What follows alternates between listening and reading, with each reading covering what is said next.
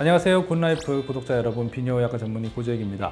오늘 이 시간에는 많은 중년 남성분들이 궁금해하시는 주제인 나이가 들면 왜 정액량이 줄어드는가에 대한 이야기입니다. 당뇨가 심해지면 역행성 사정이라는 현상이 일어나면서 정액이 줄어들 수 있고요. 고혈압이 관리가 되지 않으면 신장 기능이 감소하면서 성 기능이 떨어지기 때문에 여기에 대한 전반적인 관리도 필요합니다. 또한 흡연, 음주 같은 스트레스가 더해지는 방식으로 여가 생활을 보내게 되면 수면 시간이 줄고 비만이 진행되면서 휴식을 취할 수 없는 상태가 되고 남성 호르몬 감소와 더불어서 정액량 감소를 겪게 되죠.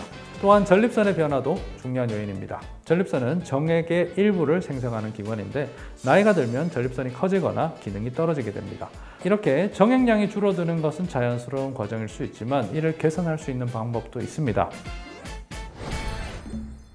자, 지금부터 20년 하고도 5년 전, 25년 전이죠. 대학 시절 술자리에서 술에 취한 선배가 동의보감에 남자가 평생 배출할 수 있는 정액의 양이 서말 닿대니까 이를 아껴서 써야 된다 라고 적혀 있다는 이야기를 한 적이 있습니다. 나이가 들어서도 남자 구실을 하려면 젊을 때 너무 방종하지 말라, 그런 충고였는데요. 물론 이 말은 사실이 아닙니다. 동의보감에서 정기를 아끼기 위해서 절제된 성생활을 해라 라고 강조한 것은 사실이지만 서말 닷대라고 딱 양을 정해주진 않았거든요. 이 이야기는 실제와도 거리가 멀고 동의보감에 적힌 말도 아닌 과장된 말인 거죠. 하지만 이런 정액과 정력을 연관지어서 생각하는 남자들의 경향은 확실하게 존재합니다. 그래서 정액량이 줄어들면 남자로서의 남성성을 잃어가는 것 같아서 의기소침해하는 분들도 있죠. 그런데 정액량 감소는 단순히 나이만의 문제는 아닙니다. 나이가 들면서 발생하는 생리적, 호르몬적 변화와 생활습관, 건강 상태까지 여러 가지 요소들이 복합적으로 작용한 결과입니다. 그런 부분에서 만약 고민이 있으신 분이라면 오늘 영상 끝까지 봐주시기 바랍니다.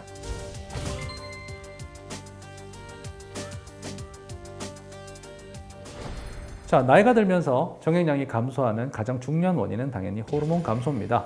남성 생식 기능에 가장 중요한 역할을 하는 테스토스테론, 이 남성 호르몬은 청년기에 가장 높은 수치를 기록하고요. 30대에 최고 수치를 찍고 매년 조금씩 감소하기 시작합니다. 1년에 0.1씩 감소하기 때문에 남성이 60세가 되면 30대 때에 비해서 호르몬 수치가 3이나 떨어지게 되죠. 남성 호르몬의 정상치가 3.5에서 8 사이니까 수치가 3이나 떨어진다는 것은 평균치의 절반 정도 떨어진다는 아주 큰 차이를 의미합니다. 이런 테스토스테론, 남성 호르몬은 정자 생성뿐만 아니라 전립선과 관련된 분비 활동에도 관여를 합니다. 전립선에서 정액을 만드는 일, 정낭에서 정낭액을 만드는 일, 이런 것들을 남성 호르몬이 작용시키고 있는 겁니다. 그런데 남성들이 배출하는 정액이 무엇으로 구성되어 있냐 하면 바로 정자 더하기 전립선액 더하기 정낭액입니다. 남성 호르몬은 정액을 만드는 재료 3가지의 생성에 직접적인 관여를 하고 있기 때문에 남성 호르몬 수치가 떨어지면 정액량도 자연스럽게 줄어들게 되는 겁니다. 또한 전립선의 변화도 중요한 요인입니다. 전립선은 정액의 일부를 생성하는 기관인데 나이가 들면 전립선이 커지거나 기능이 떨어지게 됩니다. 많은 중년 남성들이 전립선 비대증을 경험하는데 이는 배뇨 문제뿐만 아니라 정액량 감소에도 영향을 미칩니다. 거기다가 잦은 요로 감염, 전립선염 이런 것 때문에 전립선의 석회화가 진행되면 정액을 충분히 만들어내지 못하거나 그 속에서 피가 나면서 피가 섞인 정액을 만들어내기도 합니다. 자, 마지막으로 정자 생성 능력의 저하입니다. 남성의 고환은 정자를 지속적으로 생산하지만 나이가 들면서 그 효율성이 떨어질 수밖에 없죠. 사실 정액 속의 정자의 비율은 2%밖에 되지 않기 때문에 이게 준다고 해서 우리가 눈에 띄는 정액량 감소를 느끼기는 좀 어렵습니다. 하지만 나이가 들면서 난임, 그러니까 아이를 가지는 일에 어려움을 겪을 수 있는 그런 원인이 되기 때문에 주의가 필요합니다. 늦은 나이에 결혼을 하셨다면 가능하면 빠른 시일 안에 아이를 가지는 것이 좋다라는 조언은 여성 쪽만의 문제가 아닌 겁니다. 또한 신체 전반의 건강 상태 역시 굉장히 중요합니다. 당뇨가 심해지면 역행성 사정이라는 현상이 일어나면서 정액이 줄어들 수 있고요. 고혈압이 관리가 되지 않으면 신장 기능이 감소하면서 성 기능이 떨어지기 때문에 여기에 대한 전반적인 관리도 필요합니다. 또한 흡연, 음주 같은 스트레스가 더해지는 방식으로 여가 생활을 보내게 되면 수면 시간이 줄고 비만이 진행되면서 휴식을 취할 수 없는 상태가 되고 남성 호르몬 감소와 더불어서 정액량 감소를 겪게 되죠. 자, 만성질환으로 매일 먹는 약에 의해서 정액량이 줄어들기도 합니다. 나이가 들면 전립선 비대증으로 약물 치료를 받는 분들이 많은데요.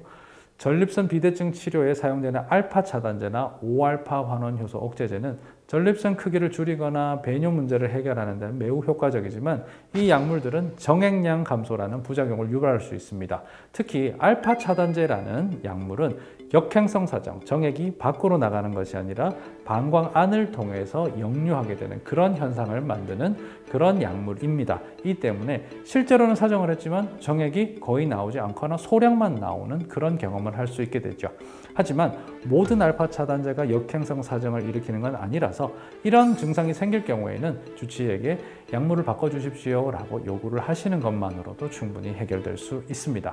자, 전립선 크기를 줄이기 위해서 사용되는 5알파 환원 효소 억제제는 이런 역행성 사정 때문이 아닙니다. 정액 생성 자체를 줄일 수 있는 힘이 있습니다.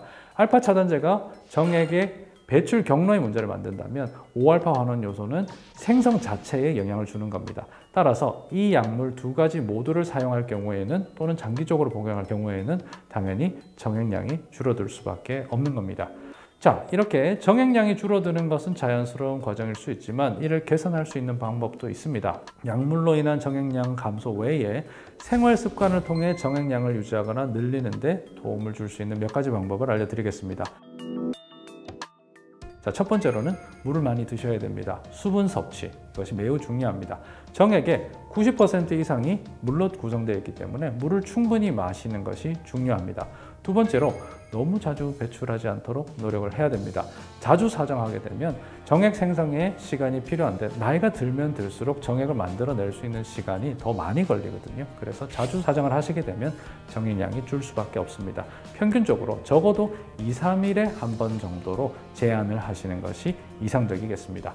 자, 세 번째로 아연이 풍부한 음식을 섭취하는 게 좋습니다. 아연은 정자의 생성, 정액 분비 같은 데도 도움을 주고 전립선염을 예방해주는 중요한 미네랄입니다. 또한 비타민C, 비타민 E 같은 항산화제도 정액의 질을 보호하고 개선하는 데 도움이 된다는 보고가 있습니다. 자, 네 번째로 규칙적인 운동이 중요한데요. 근력 운동은 남성 호르몬 수치를 끌어올려서 정액 생성에 도움을 주고요. 유산소 운동은 혈액순환을 개선해서 정액량 증가에 기여할 수 있습니다. 단, 과도한 운동은 오히려 남성 호르몬 수치를 떨어뜨릴 수 있으니까 적정한 강도의 운동을 꾸준히 하는 게 중요하겠습니다.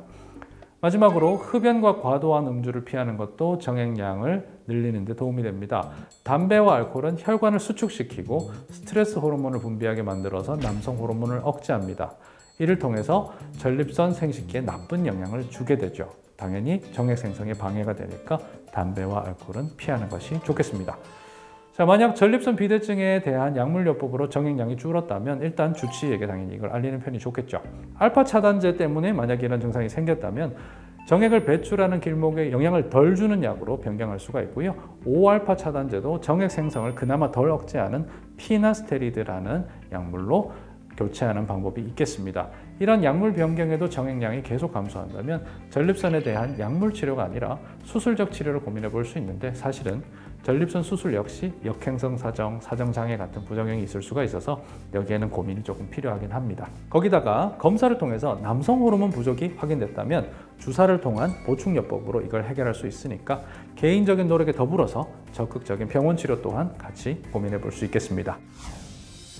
자, 오늘은 나이가 들면서 정액량이 줄어드는 원인과 이에 대한 대처법에 대해서 말씀을 드렸습니다.